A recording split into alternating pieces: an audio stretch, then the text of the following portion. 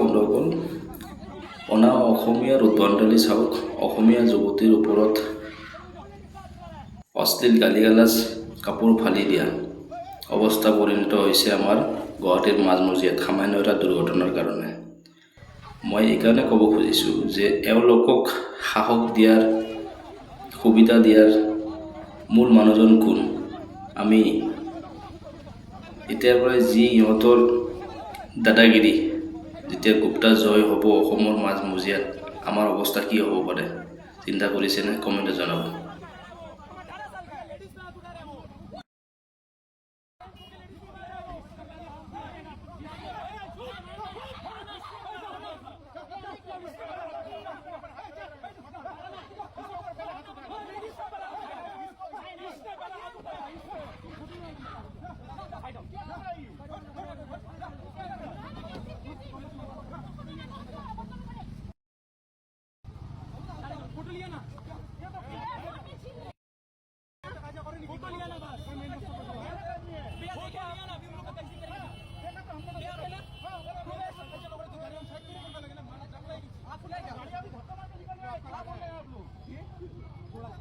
आप